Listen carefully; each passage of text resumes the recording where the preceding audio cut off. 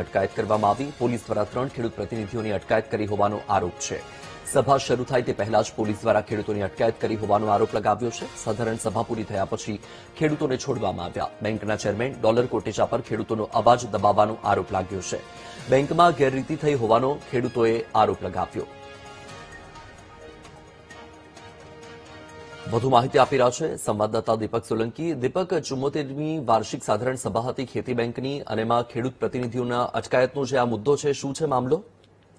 Assam road ખાતે આવેલી જે ખેતી બેંક છે તેમાં આજે 74મી વાર્ષિક સામાન્ય સાધારણ જે સભા મળતી હોય છે તે મળી હતી, જેમાં ખેડૂતો પણ આવ્યા હતા। જે સભાસદ છે તેઓ ત્યાં પહોંચે અને સામાન્ય સભા શરૂ થાય તે પહેલા જ હોબાળો થયો હતો ને ખેડૂતો દ્વારા એ આરોપ લગાવવામાં આવ્યા હતા કે જે વહીવટી પેનલ છે તેમના દ્વારા ગેરરીતિ કરવામાં આવી છે, બેંકમાં ગેરરીતિ થઈ રહી છે અને તેવા આરોપોની સાથે તેમના દ્વારા હોબાળો કરવામાં આવ્યો, જ્યાં તેમને પોલીસ બોલાવી પડી અને પોલીસ દ્વારા તેમની અટકાયત કરવામાં આવી। 3 જેટલા ખેડૂત કે જેમના દ્વારા આરોપ લગાવવામાં આવ્યો તેમની પોલીસે અટકાયત કરી તેવા આરોપ પણ લગાવવામાં આવ્યા છે ને ખેતી બેંકની સામાન્ય સભા થાય તે પહેલા જ ગંભીર આરોપો લાગ્યા છે કે બેંકની અંદર ગેરરીતિ થઈ રહી છે, એટલે કે આ તમામ બાબતોને લઈને ખેતી બેંકમાં હોબાળો થયો હતો ને ક્યાંક ખેડૂતોની અટકાયત પણ થઈ છે। જી બિલકુલ, દીપક, માહિતી બદલ આભાર।